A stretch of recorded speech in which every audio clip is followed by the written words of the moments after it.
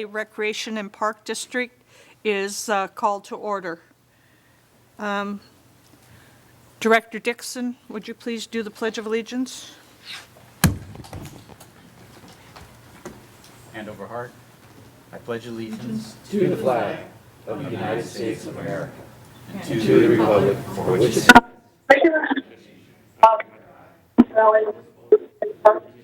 for all.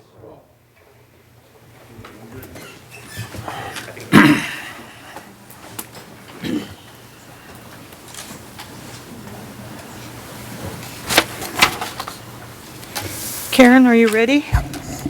Director Kelly, Here. Director Malloy, Here. Director Mishler, Here. Director Dixon, Here. Chair Magner. Here. Thank you. Amendments to the agenda? No amendments? May I get a motion to accept the agenda? So made. I'll be the second then. Yeah. Director Mishler, Aye. Director Malloy, Aye. Director Kelly, Aye. Director Dixon, Aye. Chair Magner. Aye. 5 presentations, Habitat Conservation Fund Grant First Year Report. Lanny? Hi there. So tonight, did I do this wrong already? Tonight will just be an introduction about the Habitat Conservation Fund, just a little status of what we've been doing, both information as well as a financial look at things. So as you know, the board approved this in October of 2019, and we've named it Get Wild, Nurture Your Nature. Prior to the pandemic, hikes and classes were exceeding expectations and goals. We were getting a great response. As you see, we had 226 members take part, served to date. We partnered with CSUCI to provide pamphlets for the hikes and the field trips. And then for all the Get Wild hikes, staff is surveying the attendees before and after each hike when possible to get their input, get their feedback on how our program's going. We started off in January with the Birds of Winter hike. We had 41 attendees. That was the highest hike to date for a hike. Very popular. Also in January, we had the Roarin' Party in the park class. So this was a class, not necessarily a hike, with 21 attendees. You can see all the kids that took part in that. February 15th, the Love Your Dog hike. We had 6 attendees. Even though it wasn't very well attended, it was actually a very popular day. We had a nature photography class.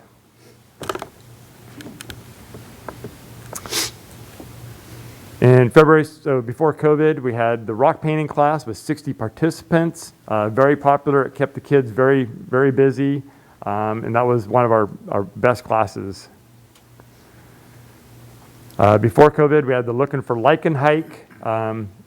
Did a good job of keeping the kids interested.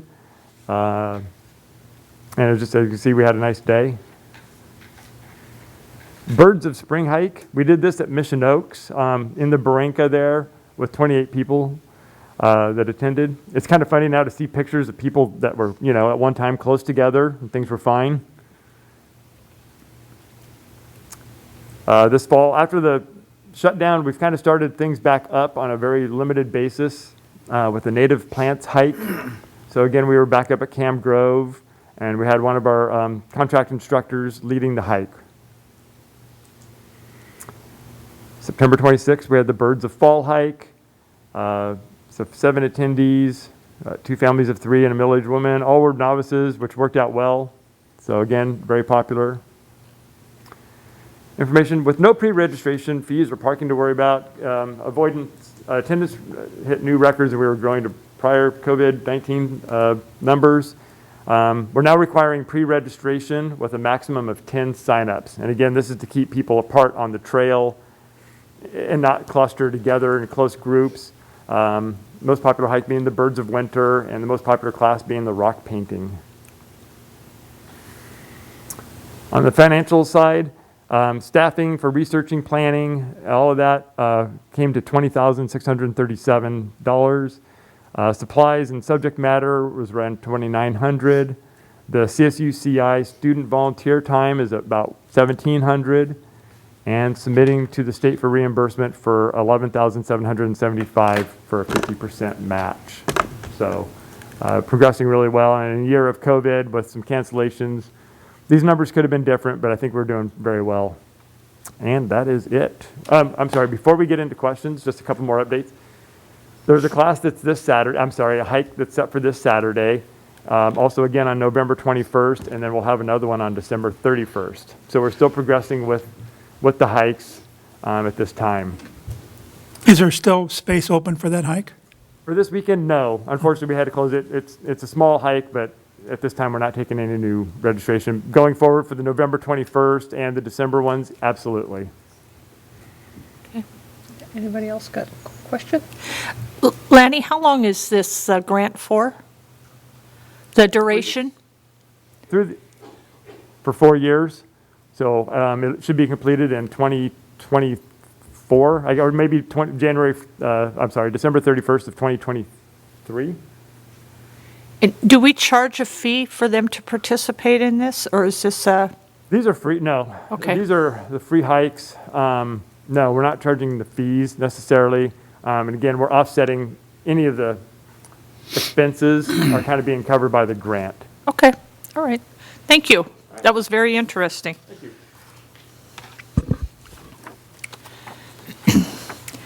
Okay, we'll move on to number 6, public comment. In accordance with Government Code Section 54954.3, the board reserves this time to hear from the public.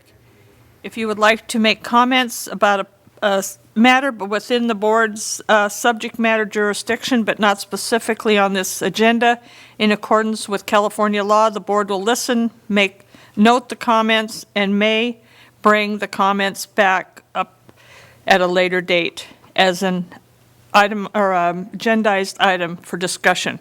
Speakers will be allowed 3 minutes to address the board. I only have one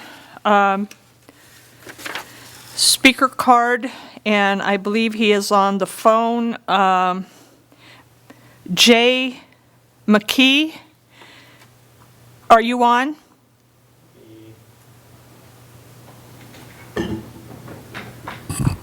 We just lost one person and the other person's still on mute, so I'm not sure if they figured out how to unmute themselves, but might want to give them a there, that might be it. Mr. McKee?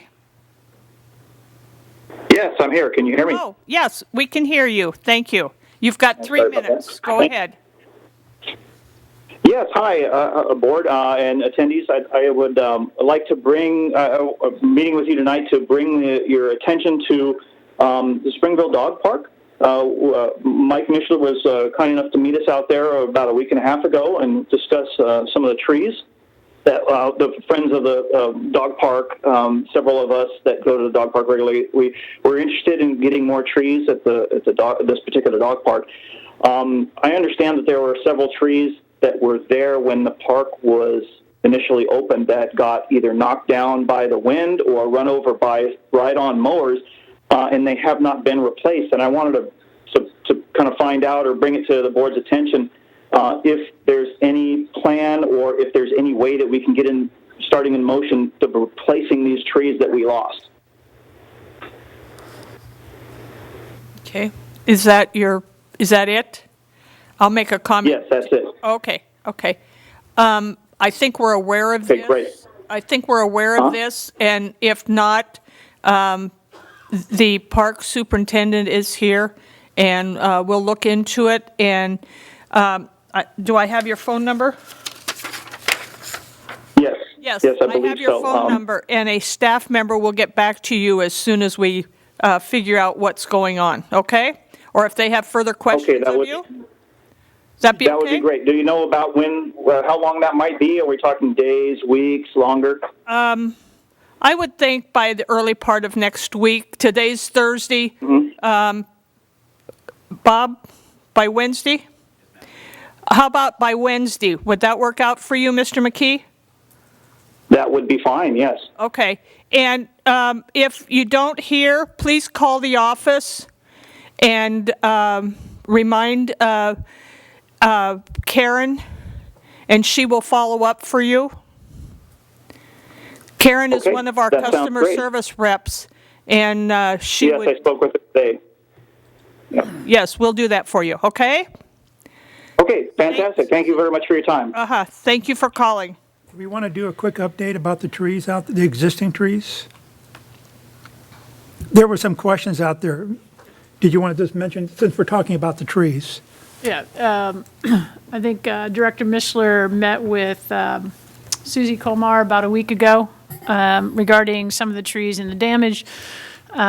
So what you have out there, just like all of our parks, if we have either mowers or we may have a few dogs that are out that park, so they have a tendency, if we have mowers or people using string lines, tend to run into the trees. We try and address those issues with the contractor, but we're putting around some of the smaller ones just some tree guards to help with the smaller ones to make sure that they continue to grow.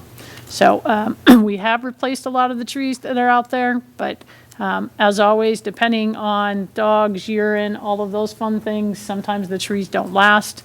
It's been a while, and Bob will kind of look at that information regarding when the last time we replaced some of those trees. Okay. Thank you, Mary. We'll move forward to 7 consent agenda. Can I get or is the consent agenda okay? Okay, can I get a motion to accept this consent agenda? Yeah, I'll make a motion to accept the consent agenda. A second? Second? Karen, please. Director Mishler, Aye. Director Dixon, Aye. Director Kelly, Director Malloy, Aye. Chair Magner. Aye. Okay, 8 new items. Discussion and action. A is review and approval of the 2021 part-time salary schedule for minimum wage impact. I should say with the minimum wage impact, so, Leo?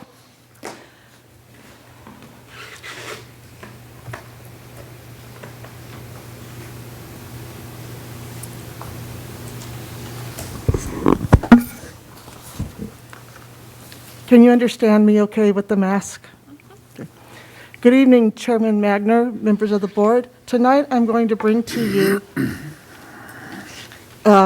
the 2021 part-time salary schedule that we're asking the board to review and approve for this next calendar year. On April 4th of 2016, Governor Brown signed SB 3, which increased the minimum wage up to $15 by calendar year 2022. The Personnel Committee, along with staff, have been meeting yearly to analyze the impact of the minimum wage increase and to see how it would affect the district's bottom line. Here is a chart to show what it's been like since 2016 when the minimum wage started increasing. As you can see, we are at year 2021, and that will be at $14 minimum, with it increasing in 2022 to 15, and after 2023, it'll be determined what the index will be. The part-time positions that are going to be affected by this increase would be the rec leader, the senior rec leader, lifeguard, aquatic center assistant manager, the admin services worker, the office assistant, and landscape custodian 1 and 2. For fiscal year 2021, this affects approximately 82 employees under the proposed minimum wage, and for the 6-month impact from January to June of 2021, it'll affect the budget by $41,000, which was approved in the July board meeting. So with that, I ask that the board review and approve the 2021 part-time salary schedule. Any questions? Director Kelly? None. Okay, Director Mullen. No, business as usual. And I'd note that some of the ones that were, at the minimum, or we've raised them above, so we still have a gap between the minimum and the top. So I like that you guys did that, so. Okay. Yeah. I think, what's there, 2 of them? Oh, 3 of them. Yeah. Yeah, so that we still have the gap there, so, for the people they supervise. So, okay, can I get a motion to, okay, to approve the updated salary schedule? So moved. I'll second.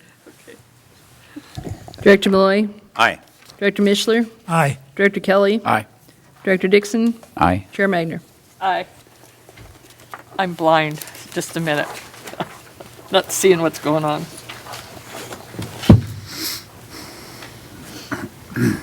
Okay, I'm better. 8B, recommendation of alternative 1 or 6 regarding Phase 1 of the Arneal Ranch Park renovation project and approval of resolution number 663. Anthony? Yes, good evening, Chair and members of the board. Tonight, we'll be discussing, recommending option 1, or excuse me, alternative 1 or alternative 6 for the Arneal Ranch Park project. Before I really get started in here, I'd like to note there is one mistake in the staff report that I wanted to make sure gets addressed before we really dig in here. It was alternative 1 in the second half of the analysis is listed as costing $735,000, $735,244.05. That is actually a old number. It's a little bit less than that, according to the updated budgets that's included as attachment 1. So the real number for that is 97. 697. Thank you. And we're looking on page 43 of 48 of our handout, correct? Yes. Yes. So let's get started here. Just a little bit of background here. The Arneal Ranch Park draft final concept design that's included as an attachment here on the staff report was completed in July of 2019. The estimated cost of the full the plan was estimated at just over $4 million. And staff is recommending pursuing the project in phases due to the cost. So phase 1 is likely to come from total funding is likely to come from multiple sources, but phase 1 is being funded through Quimby fees.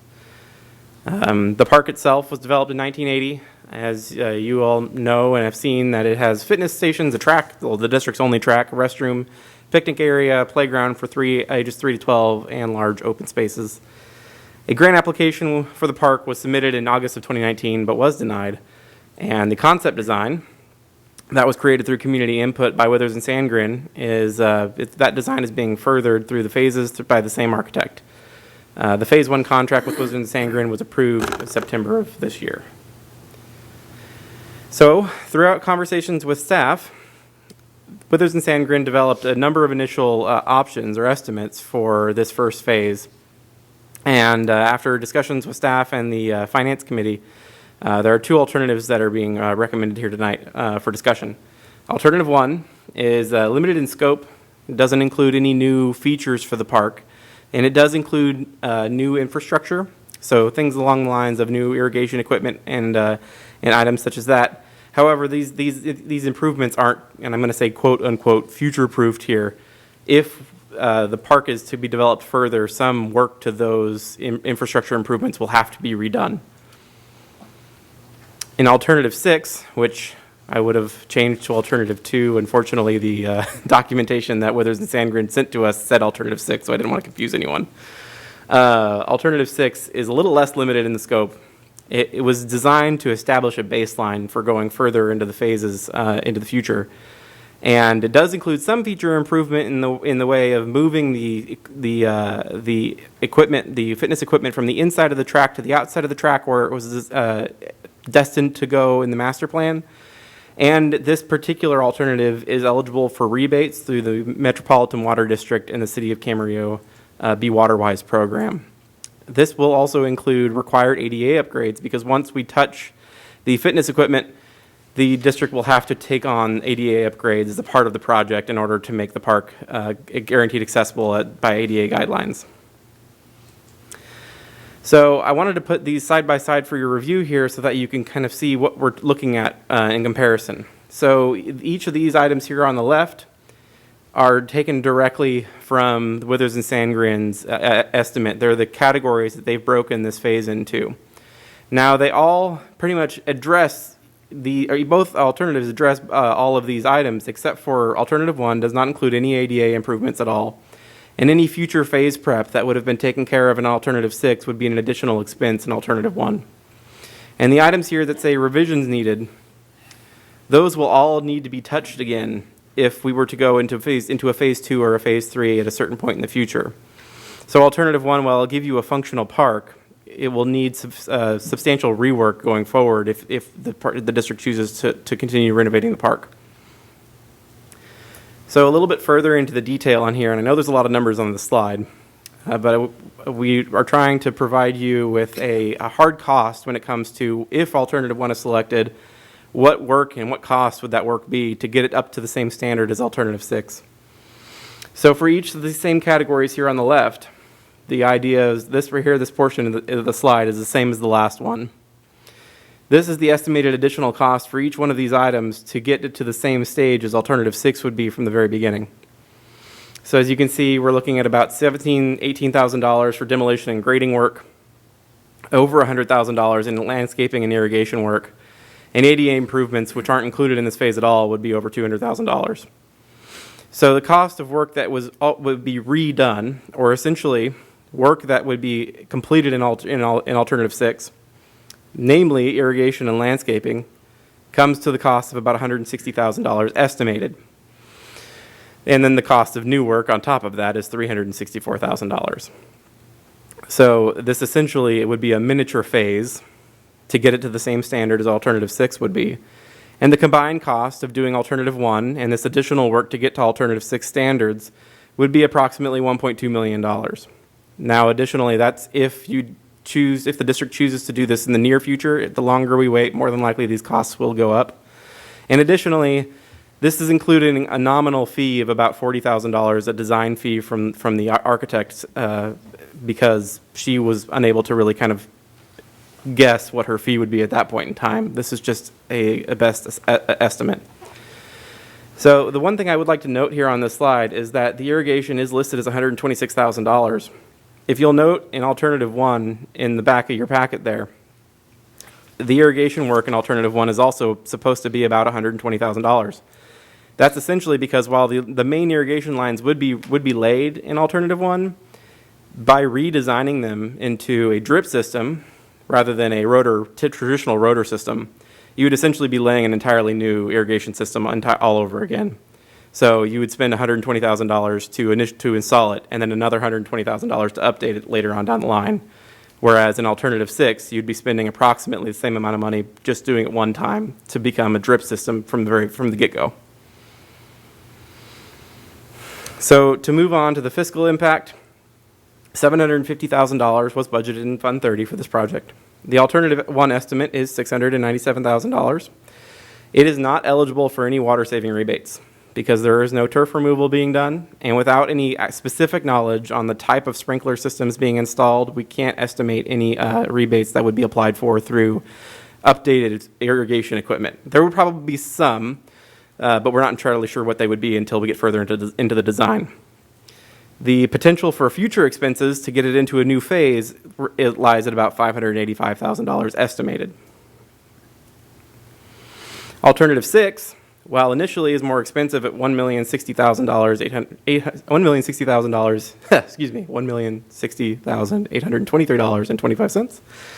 It is eligible for an estimated $100,000 in turf removal rebates because we estimate that about 50,000 square feet of turf would be removed. And at the city of Camarillo's turf removal rebate rate at $2 per square foot, that brings in at about $100,000. Additionally, there would also be rebates available for the equipment, the irrigation equipment installed in this, just the same as alternative 1. However, the rebate might be a little bit larger because of the style of irrigation that's being recommended in this alternative, and that would be a drip system or something along those lines. Additionally, there would be no future expenses expected to prepare for another phase. because the park would be established at a baseline at this point, ready for future improvements, rather than having to redo any work to get there. Alternative 6 does require a budget adjustment to Fund 30. We estimate that to give the project any extra room that it might need in case of a cost overrun, we're recommending that a budget adjustment to the amount of $1,100,000 be made to Fund 30. Alternative 1, no budget adjustment is expected to be required. So depending on the direction of the board tonight, you may or may not have to motion for a budget adjustment. So the recommendation from staff is that the board of directors discuss and recommend either alternative 1 or 6 for implementation. If alternative 6 is selected, a motion to approve resolution number 663, which is attached, authorizing a budget line item adjustment in Fund 30 to $1,100,000 for the Arneal Ranch Park renovation project would be needed. And with that, I can answer any questions you might have. Director Malloy? Yeah, I want to start with the budget adjustment is $350,000 because we already have money, but it's not a budget adjustment. At one point, you caused my heart to go pitter patter. Sorry, I tried to make that clear with the budget line item adjustment to $1.1 million, but I understand what you're saying there, absolutely. Yeah, don't do that to me, Anthony.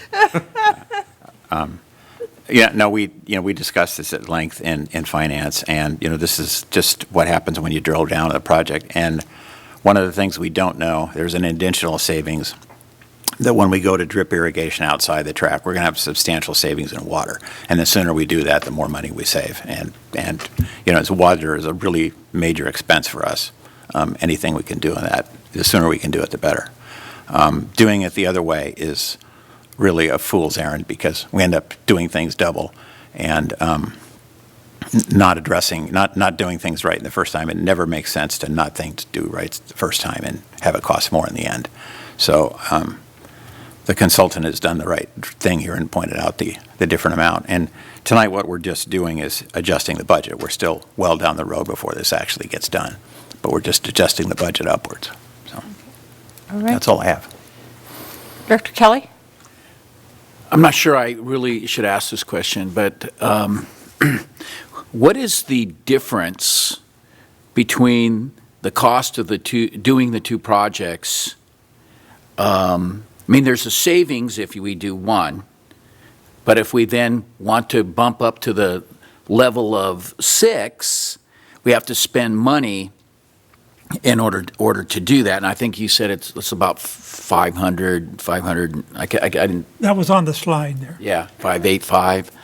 How much would be new money if we were to decide to upgrade later? Not that I'm a champion of that. I just wanted to know. I'm not sure if I understand what you mean by new money.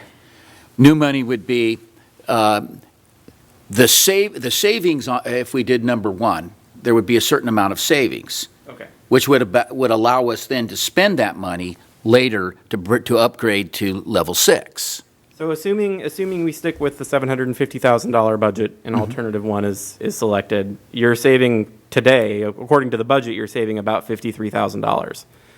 So in reality, the extra cost to the budget would be about $500,000 or a little more than $500,000. That would then have to be budgeted in another budget in another fiscal year.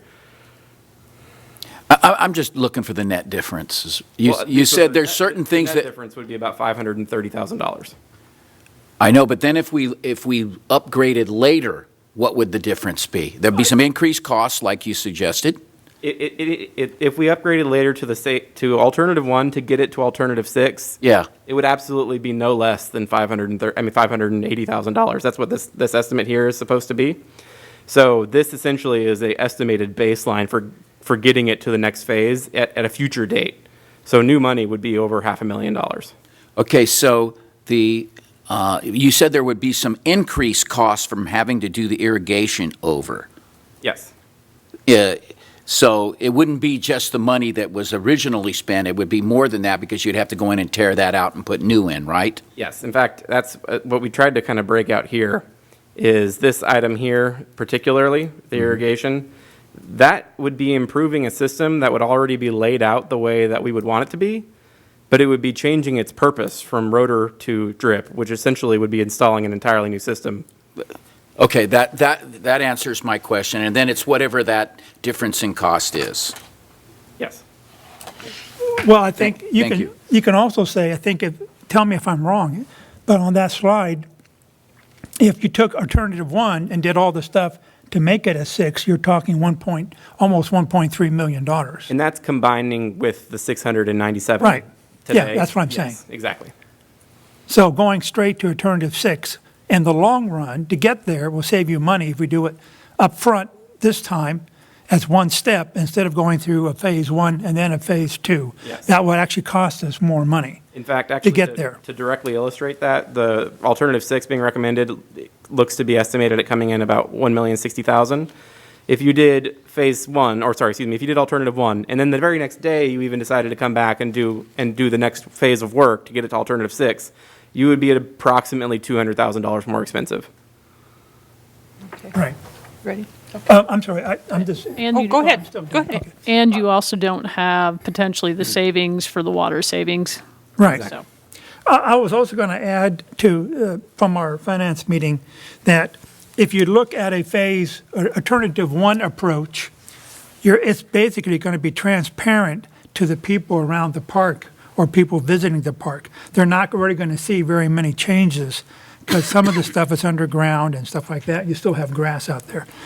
But if you look at alternative 6, you can actually see the people around the park will be able to actually see improvements that be observable improvements, not this underground stuff. So the people around the park will actually see some potential gain from all their input that they've been providing. To that extent, one of the major improvements included in Alternative 6 that's not touched in Alternative 1 would be part of the quote-unquote fitness trail on the outside of the track. That's being considered part of the ADA upgrades because it's a path of travel upgrade. And that would be a major improvement to the outside of the track. And it's a rather large part of the design from the master plan. So that would be included in Alternative 6. It would have to be done in Alternative 1 later at a later date. Yeah, the budget adjustment of $350,000, that actually doesn't even take into account the fact that there's potentially $100,000 in rebates for the turf removal. So if we could account for that, it would really only be a $250,000. True, and it also adjustment. doesn't include any potential work being done by the district staff. Okay. This makes so much sense, but it's the sort of thing that it only makes sense because somebody took the time to find this. And I'm not going to ask who that was, but this is really great work to have identified this potential savings and this issue and dealt with this now. And congratulations on whoever or whatever team of people sorted this out. So I'm entirely in favor of it. I'm going to say I'm very, very happy with, I'm in favor of 6 because of the ADA upgrades, because I think that park is such a utilized park in that area, and I know of 2 people who would be very appreciative of us doing the ADA upgrades. So I'm very, very much in support of that. So how do we want to move forward? Do we want to move forward with the resolution? I just want to ask one more question. Oh, that's fine, I'm sorry. You used the term eligibility in regard to that 100K. Is that word really, all we have to do is show that we've done this and we get the check, or is there some other possibility of denial of that money? There's a little bit of work that goes into it, which is why the eligibility word is used there. We have to not only show that we're planning on removing a certain square footage of turf that has to be measured, but certain plants have to be planted in its place. Certain irrigation equipment must be installed in its place. There's a series of recommendations and requirements from the program that have to be met before we can even apply. And then on top of that, we have to show all that before we even break ground. So is that covered in the costs here? That is covered in the cost because it's part of the typical design process. So what Lacey is doing with this design, she's essentially, after this point, we would be creating an RFP, which would enumerate exactly how many irrigation heads we're talking about, how many square feet we're talking about removing, what kind of plants we're putting together. All of those questions that the water, Camarillo Water would be asking us for, they would be covered in the design of the park. So we would then be able to take that information and basically put it in an application for the rebate. So that would be further costs. No, it wouldn't be any further cost. It would be what, at the end of this process, once alternative 6 or 1 is selected, the remainder of the contract for Withers and Sandgreen is to develop the bid documents, essentially. So at that point, it would be up to the district staff to put in the application for the rebate. I have one further question. With the turf removal, is that going to be a sizable, I'm assuming it's a sizable decrease in our water bill at that location? I would say absolutely. We're looking at 50,000 square feet. However, with the irrigation the way it's been at the park and how inconsistent it is, and the fact that some areas are not well watered and others are more than well watered, we're not entirely sure. The reason why it's not in the staff report to begin with is because we really have absolutely no idea what the estimate's going to be. That's what I figured. That's what I figured. Yeah, Mary? Well, I was going to say, you've got two factors with that. One, you've got an older irrigation system, so we know we're going to see some savings from a better irrigation. The second part is Anthony had just mentioned, there's irrigation that hasn't been working if you've been at that park.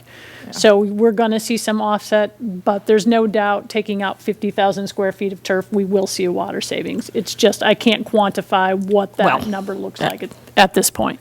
Well, I think the way to state it, I think, would be that if you went with alternative 1, you're putting in a sprinkler system for grass. Right. Versus alternative 6, which means you're putting in a sprinkler system or a drip system that's going to be doing with certain plants, which would be less water. Right. And so you're going to save water. We just don't know the exact amount. Yes, in fact, I would say between 1 and 6, you'll actually see a net savings of water on 6. With alternative 1, there's a pretty good likelihood you might see a slight increase because we'd be irrigating grass that may not be currently. That's what I kind of figured. So, but 2, drip is just, I think, more efficient for. It is. Yeah. You don't get as much evapotranspiration and all sorts of items. So, okay. So I'm assuming we need to make a motion to approve Resolution 663. Well, that's only if we do alternative. Oh, we need to go between 1 and 6 first. Okay. Can I get a motion to decide if we're going to go to alternative 1 or alternative 6? I'll make a motion to use alternative 6 for the Arneal Ranch Park renovation project. Okay. There's Second. Okay. Director Mishler? Aye. Director Malloy? Aye. Director Kelly? Aye. Director Dixon? Aye. Chair Magner? Aye. And then I'll make a motion to approve the resolution number 663. Second. Director Mishler? Aye. Director Kelly? Oh, excuse me. Sorry. Director Malloy? Aye. Director Kelly? Aye. Director Dixon? Aye. Chair Magner? Aye. Thank you, Anthony. thank you. I got 2 votes there. Can I have one of those? And I don't know if Lacey was on, but please tell her we appreciate her work. So, as always. Okay. Okay, number 9, informational items. I'm going to bypass myself right now, and I'm going to jump down to B and to Ventura County Special Districts Association. There was no meeting. California Special Districts Association. We're not having any formal meetings right now. We're spending a lot of time on the phone, tracking things and preparing for next year. So really nothing until the middle part of this month, and then I'll be up there for 2 days in Sacramento. So we will move forward to Ventura County Consolidated Oversight Board. Mike? No meeting, but there's one tentatively planned for about 2 weeks from now. Okay. D, Santa Monica Mountains Conservancy. No meeting last month. Okay. Standing committees. Oh, I have no report. I should No say. report? No Okay. report. All right. Standing committees, finance, Mr. Malloy? Yes, we're tracking close to where we were. We're actually tracking substantially lower on expenses and more than substantially lower on revenues. Okay. But our cash is is so far holding up. But as you saw in the consent agenda where we set up the ability to borrow money from the capital fund to cover operating expenses in December, we're going to be cutting it really tight, getting to the December property tax check.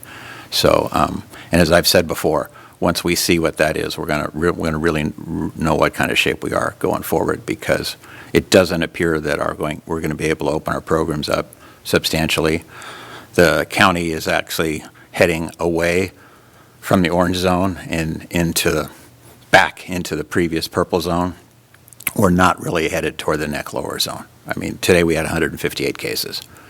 So the data isn't getting better, it's getting worse, and that appears to be a national trend. So the likelihood that we're going to be back with our programs open does not appear to be imminent in any way. So, but we're tracking it real close, and we're doing okay.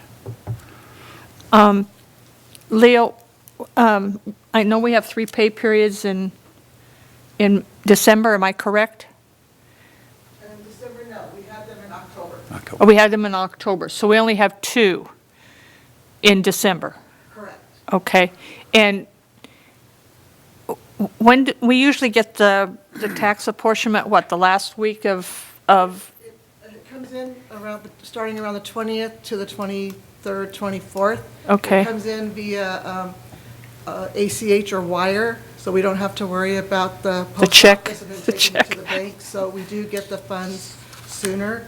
If we get the funds around the 20th or the 21st, it will be there to cover our last AP run and our last payroll run for December.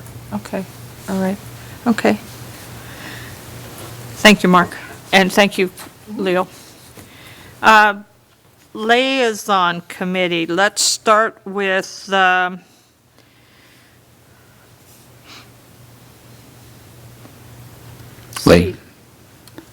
Liaison is, liaison, yeah, well, liaison's going to meet on Monday on Monday? to discuss Okay. discuss the Christmas parade. Okay, all right. Long-range planning? We did not meet last month. Okay. Personnel, we have dealt with that, and I don't think we've got anything else. I had a whole list of stuff, but. Oh, do you? Well, you go right No, I ahead. don't. I'm sorry. I must have missed that meeting. We talked about basically about meals and travel policy. Right. At the meeting, and there's not much action. Only a slight change. Because isn't she going to bring it back to? Yes. Yeah, I was going to say, we're bringing that back. Policy committee? Policy Committee continues to work on the same project it's been working on all year, the tournament scheduling policy, and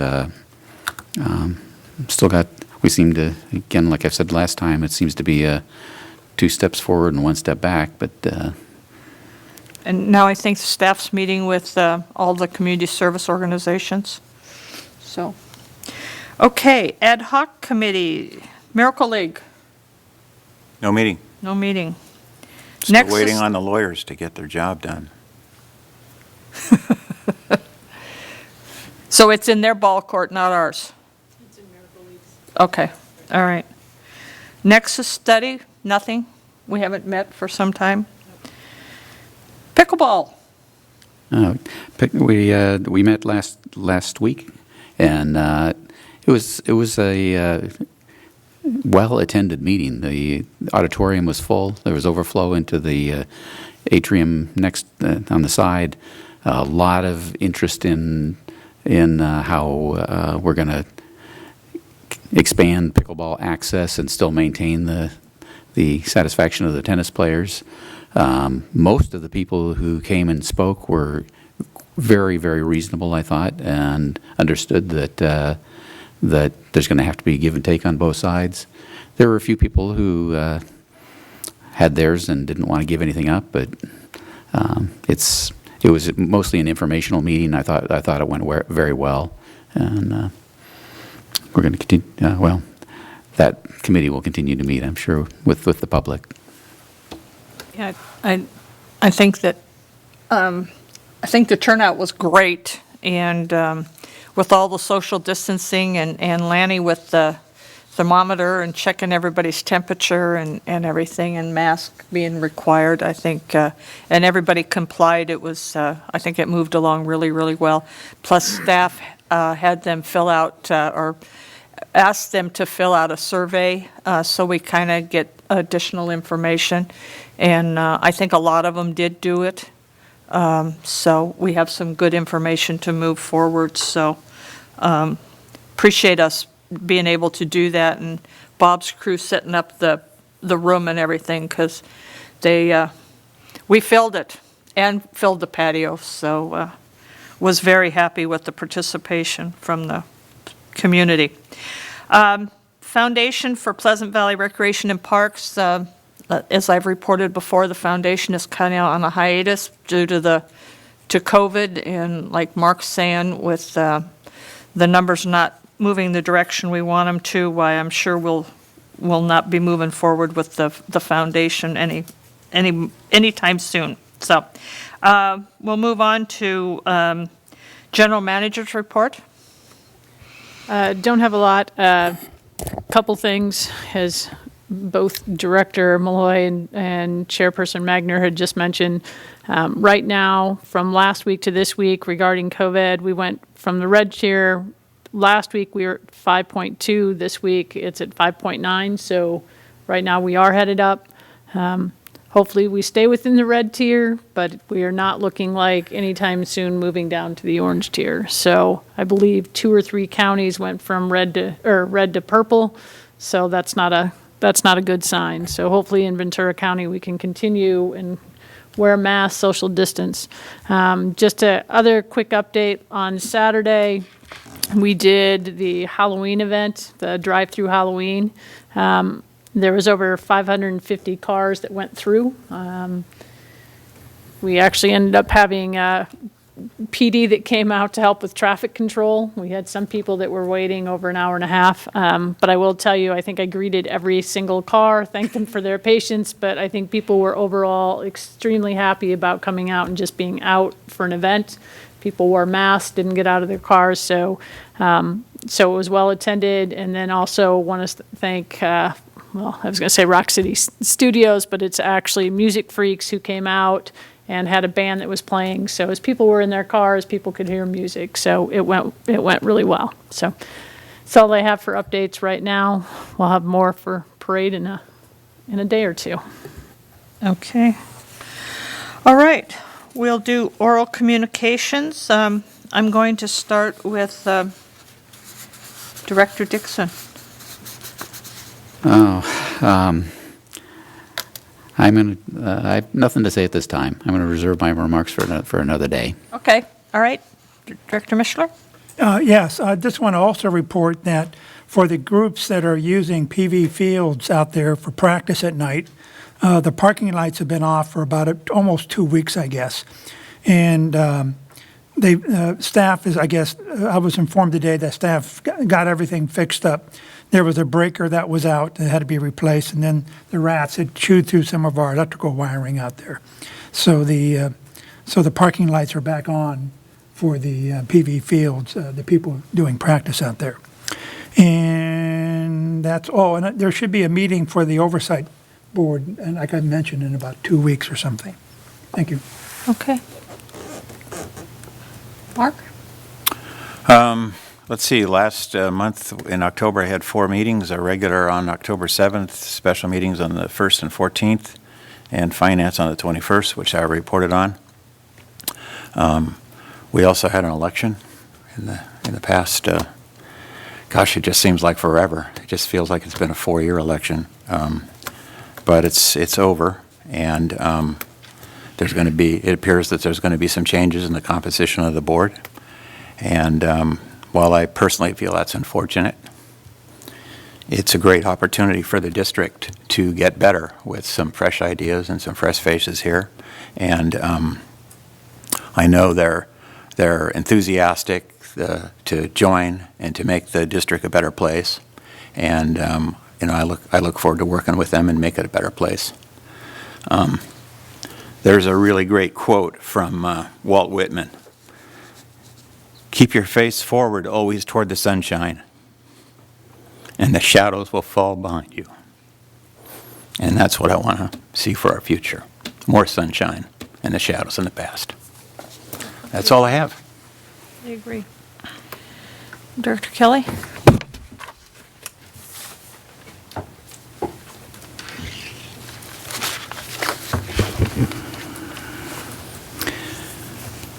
I have often said that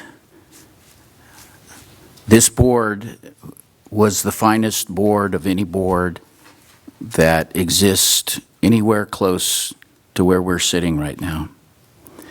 I've called it a brain trust. I have championed some of the great ideas and the effort that is made on a daily basis by the individuals that sit here, including the two who will unfortunately be leaving this board. It has been an honor to serve with Director Mishler and Doc Dixon, and I will miss them. And they will be missed by this district. I don't quite understand what has happened. Maybe it will become more clear as time goes on. But I want to thank them for the effort that they made, that I would find out things that they were doing, meeting with people in parks, talking to people, trying to work things out, trying to make this a better place. And they're both busy gentlemen, but they always took the time to make sure that this district was the best around, and it is in fact the best around. There's no place else like this. And so again, I will miss them, but we will still remain friends. Thank you.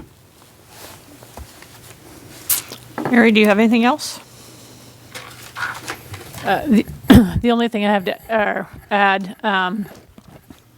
is right now, I know Nick is looking at 4 or 5 trees at Valley Lindo. We have some really big pine trees that are starting to hang over. So we will be looking at taking those out in the next couple weeks. So just to give people a heads up, we will be replanting more trees, but we've got some that are starting to lean close to the power poles over the canal. So just a heads up. So yes, we will be replacing them, but there's some large trees. So I just want to make sure the community, everybody knows that we will be taking care of those in the next couple weeks. And the tree at Bob Kildee? I'm kidding. Bob, the walkway at Kildee, the lights, has that been taken care of? Yes. Oh, Mary said yes? Yes. Okay. There was a timer and a breaker. Oh, okay. All right. That was my questions to be asked, was to see what was going on with the lights, because I think that was brought up on Monday night about the lights at the tennis court. Yeah, so, anything else? All right, I will adjourn this meeting.